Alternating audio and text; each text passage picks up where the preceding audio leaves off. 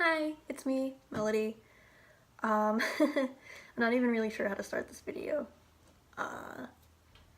It's something I really want to talk about. It's something that I feel is really important. But it feels a little strange to me talking about this, but I don't know. It's probably gonna be long, so sit yourself down, get some popcorn, get a juice. I got a lot to say, and the sun is being weird. I just want to preface this with, I have absolutely no malicious intent against anyone I mention in this video. The main people I'll be talking about, well, the main person is Jenna, then Julien, and then I'll mention LaurDIY Lauren, whoever she is. I don't really follow her, but it pertains to the topic. I love Jenna and Julien. I have been subscribed to Jenna since I was like 12. I've been subscribed to Julien for the last few years. I think that they're great people. I think Jenna is really genuine. She obviously cares a lot. She cares a lot about her animals. She cares a lot about people. I think that she's a good person. And when she's made mistakes in the past, she's rectified them and she's tried to be a better person, which I really admire. Which is why I kind of feel okay making this video, because if she ever saw this video, which I don't think she will, she would take it not as a personal attack, but as a criticism on something she's messed up with. So what I want to talk about, what else other than service dogs? Today is December 7th. She uploaded a video where she took her dog Kermit to go get a picture with Santa. So I saw this in my subscription box and my first thought was, oh no, not again. And like I had like a little bit of hope. I'm an optimistic person. I was hoping that like she found a photographer and a Santa who do pet friendly photo shoots and stuff, but that is not the case. She took Kermit to the mall, a public mall, to go get a picture with Santa. And in the video, she says, I don't think this mall is pet friendly. And then Julien cuts in and says, yeah, but I see dogs there all the time. Why are you whining at me? What? He's being such a big baby today. I cannot believe him. Julien cuts in and says, yeah, but I see dogs there all the time. She says, yeah, that's why I think it's okay. Not verbatim, it's basically how the conversation went. And this is kind of touching on a video that I'll talk more on later, but they both have this perception, this way of thinking about service dogs in Southern California, and how it's so overpopulated with pet dogs and ESAs and fake service dogs that go to public places, that it's okay if they do it too. I can kind of understand, but it's not okay. I lived in Southern California for many years. I lived there just south of LA. I went into LA a lot. I know how it is down there. Trust me. It is a little bit wacky. It's strange.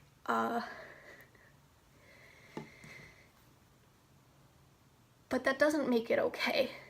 It's definitely a snowball effect. One person brings in their dog to a non-pet friendly place, and then someone else sees it and say, okay, it's okay to have dogs in here. And then it keeps happening. And the workers, they start to feel overwhelmed by it. They don't feel like getting involved anymore. And then, you know, like I've had the experience where I've told a worker that there is a pet dog in here, and they're like, this place is pet friendly, but it's not, and they just don't want to get involved. Which, no blaming them, I know it can be hard. And it just spirals out of control until, like it is in Southern California, everyone's bringing their pet somewhere. But by you following in their footsteps, you're being part of the problem. It's not helpful. It's hurting service dog handlers. and there are plenty of service dog handlers in Southern California. It's a big place.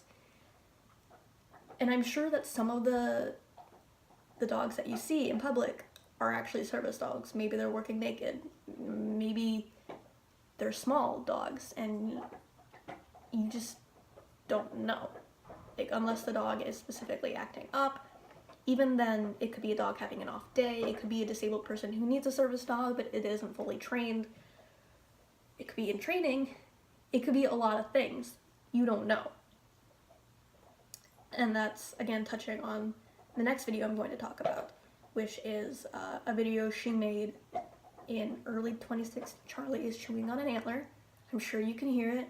He's being a brat today. A video she made in early 2016 called Things I Wish I Could Lie About. And around the 2:30 minute mark, she says how she wishes she could lie about her dog being a service dog. And she goes on to say how it is in Southern California, and how there are plenty of people who, her friends tell her, just register online, just get a certificate, and then you can bring your dog anywhere. And she says how she just can't bring herself to do that, and she can't bring herself to lie to a worker who asks if it's a service dog. And I appreciate that. Thank you for not doing that. Faking a service dog is a terrible thing to do. It is also against the law. So I appreciate that. But you also spread misinformation to nearly 3 million people while talking about this, which is not great. To start this portion of the video, she says how when she was younger, where she lived, service dogs were just seeing eye dogs, basically. And, you know, a lot has changed in the last 20 years. A lot has, service dogs can be used for so many disabilities, and they've been more actively used for many disabilities in the past years, because we're starting to realize how useful they are for so many things. So she says how it's different from where she lived when she was young, and how now in the state of California, you can just register your dog online. And this is not true. That is a lie. That is certificate websites, propaganda, getting into the minds of people who are uneducated, and now it's, you know, very rampant. There is no national or state registry for service dogs. Service dogs do not need papers, certification, anything like that. The only thing that qualifies a service dog as a service dog is if the handler is disabled, and the service dog does at least one task to mitigate the disability. That's it. And I personally am a fan of that law. I don't think that there should be a national registry, but that's a whole other conversation. So by her saying this, she inadvertently promoted these websites, which are scams, which are scamming not only people who want to fake a service dog, but plenty of people who need a service dog and are unaware of the laws. So they pay $30, $80, a couple $100 to get all this paraphernalia for their dog. And that's terrible, because like I said, it's a scam. You don't need any of that stuff. You technically don't even need a vest. Legally, a service dog is not required to wear a vest. Pretty much everyone does because it makes life easier, but it's not required. So it hurts my heart that people are going on those websites and, you know, either faking a service dog or they need a service dog and are wasting their money. And she, again, inadvertently promoted that to 2.8 million people that watched that video. So that sucks a lot. She also, throughout the portion of the video, mislabels service dogs and therapy dogs. If I recall correctly, she does not mention ESAs, but she kind of interchanges the term service dog and therapy dog, which are two completely different things. Service dogs perform tasks to mitigate a disability. Therapy dogs generally go into places like hospitals, doctors' offices, and, you know, cheer people up. ESAs, although she doesn't mention them all included, are emotional support animals. They are animals that support people. They're just pets. They are pets, but they have housing rights, and they emotionally support you. That's it. Therapy dogs and service dogs do not have public access rights. They are only allowed in pet-friendly places or places like hospitals that say that therapy dogs can come in. The only one that has public access rights are service dogs. So, and again, spreading misinformation to nearly 3 million people is really dangerous to service dog handlers.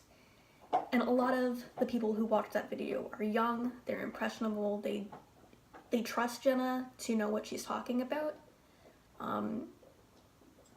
So they're gonna take what she's saying without a grain of salt.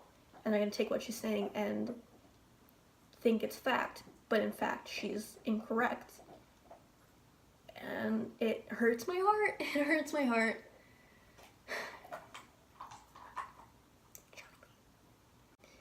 And finally, I want to talk about them bringing their dogs into places that are not pet friendly, but the workers don't say anything about it.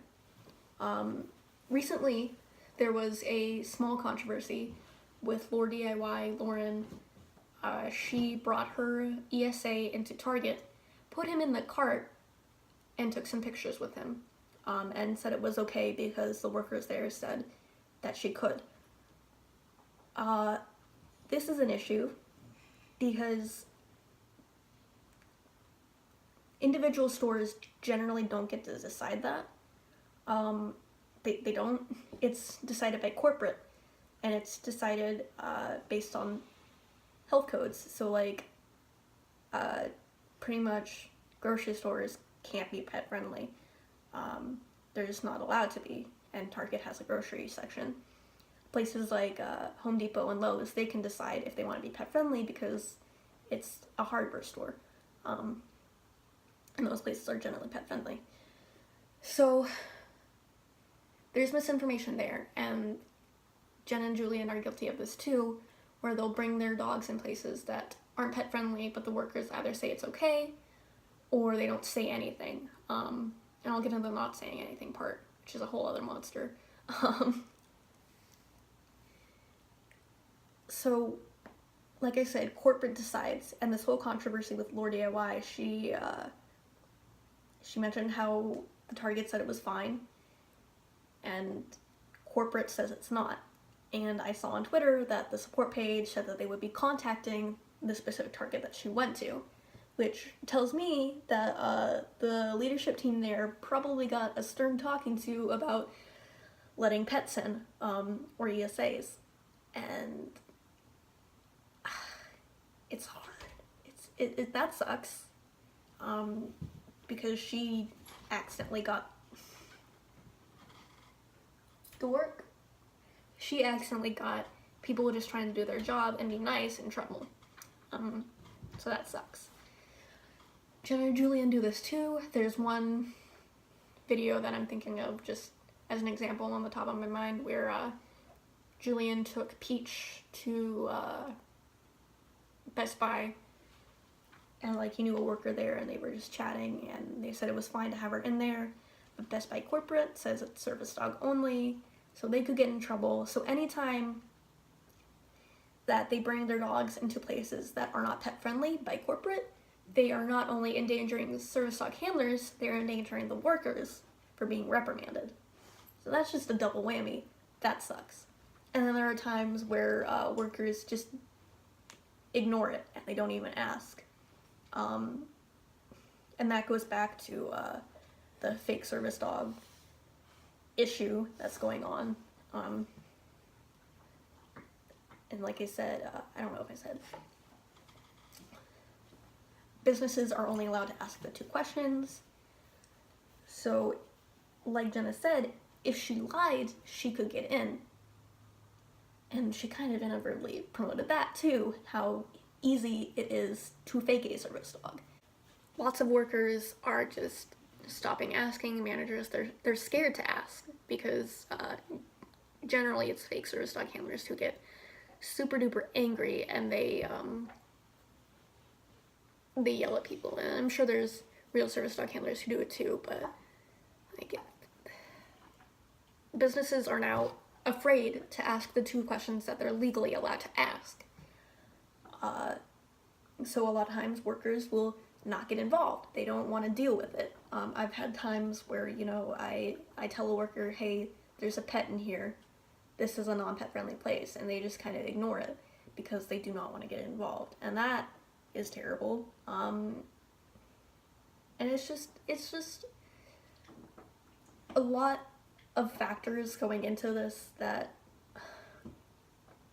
it sucks. I've said that a million times, but it sucks.